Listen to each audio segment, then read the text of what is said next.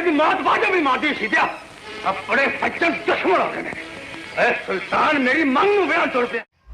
हाँ तो सज्जनों की हाल है तुहाडा ठीक हो उम्मीद है खैरियत नाल ही होने तो मैं भी ठीक हाँ। अज फिर तुहाडे नाल एक सुल्तान राय साहब का रिकॉर्ड वाली वीडियो लैके आए हैं कि सुल्तान राय साहब ने किहड़े रिकॉर्ड जिहड़े फिल्म इंडस्ट्री दे विच अपनी जिंदगी दे विच उन्होंने कीते ते उन्हां दी तफसील तुहाडे नाल शेयर करते हैं। दो वीडियो पहले छोटियां आ चुकियां उन्होंने वेखना होवे ते तुसीं डिस्क्रिप्शन च लिंक वेख सकते हो। वीडियो नूं शुरू करन तो पहले तुसीं साडे चैनल नूं सबसक्राइब कर लो तो बैल दा आइकन दबा दो ताकि सारियां वीडियो तुहाडे तक आंदियां रहन ते तुसीं सानूं प्यार अपना दिंदे रहो।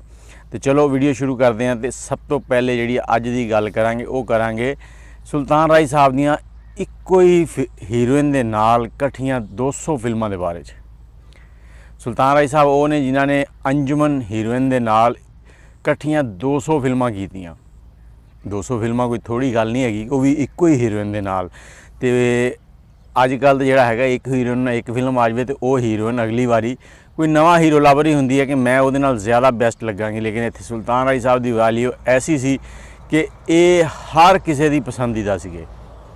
चंगी तरह पता है जे एक बारी मेरा चाकू खुल गया ते रब दी सौ तेरा खून पीता। फिर उन्होंने एक होर हीरोइन सैमा नूर 90 की दहाई च आए तो उन्होंने आने ही जो फिल्मां बनानियां शुरू कीतियां तो उन्हां दीयां फिल्मां जिहड़ियां सुल्तान राय साहब दे नाल आईयां।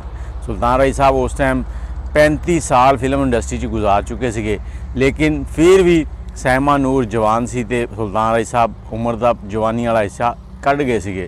लेकिन उन्होंने नाल उन्होंने 60 फिल्मां बनाईयां 1990 की दहाई दे विच 6 साल के अरसे दे विच सिर्फ। अच्छा सुल्तान राय साहब वो हीरो सीगे जिन्हां दीयां सेंचुरी मुकम्मल हुई सिर्फ 3 सालां। एक इहो जिहा हीरो जिन्हां ने 3 सालां दे विच 100 फिल्मां रिलीज़ कीतियां। अज तुहाडे सामने ही आ शाहरुख खान साहब की मूवी आई है जवान, तो पिछली मूवी पठान आई सी, कितना टाइम गुजर गया 3-4 साल लंघ गए।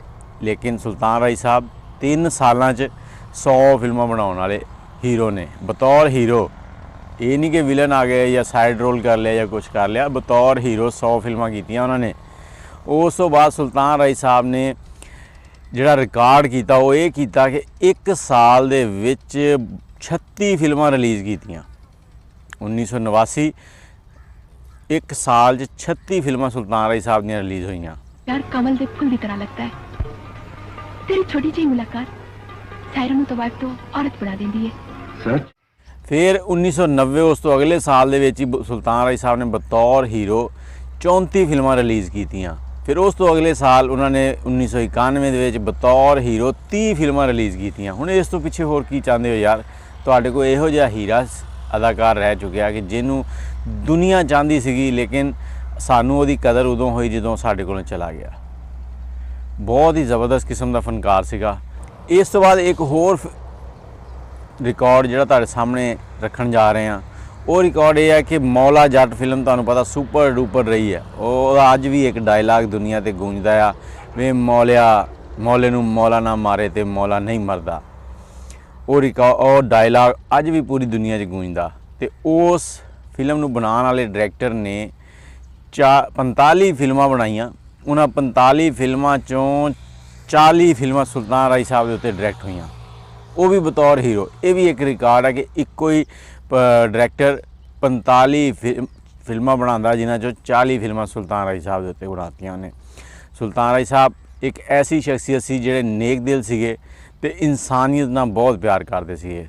उन्हां दे कोल कोई छोटा वड्डा कोई भी जांदा सीगा ते उहदे नाल बड़े अदब नाल वो पेश आंदे सीगे, बड़े प्यार नाल गल करदे सीगे, किसे नूं वो दुत्कारदे नहीं सीगे। ते दुनिया दे उत्ते उन्होंने लोगां तुहानूं एक चीज़ दसां कि वो लोग सामने आए उन्होंने मरने तो बाद जिन्होंने कोई जानता नहीं सीगा ते उन्होंने आके दस्सिया कि सुल्तान राय साहब खुद उन्होंने जाके हर महीने राशन पानी पैसे दे के आते थे उन्होंने घर ताकि उन्होंने घर चलता रहे। वो सफैदपोश लोग जिहड़े किसी के सामने अपना ढिड नंगा ना करन।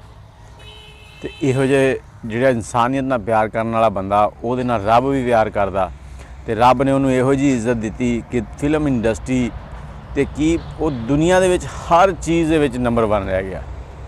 अल्लाह पाक उन्होंने मगफरत फरमावे। ते अगली वीडियो दे विच उन्हां दीयां सुपर हिट फिल्मां जिहड़ियां उन्होंने ਬਣਾਈਆਂ ਆਖਰੀ 6 ਸਾਲਾਂ 'ਚ ਤੇ ਨਾਲ ਹੀ ਉਹਨਾਂ ਦੇ ਜਿਹੜੇ ਅਵਾਰਡ ਦੇ ਰਿਕਾਰਡ ਆ ਕਿ ਉਹਨਾਂ ਨੇ ਕਿਹੜੇ ਅਵਾਰਡ ਲਏ 2-4 ਸਾਲਾਂ ਦੇ ਅੰਦਰ ਅੰਦਰ, ਉਹ ਵੀ ਤੁਹਾਨੂੰ ਨਾਲ ਸ਼ੇਅਰ ਕਰਾਂਗੇ।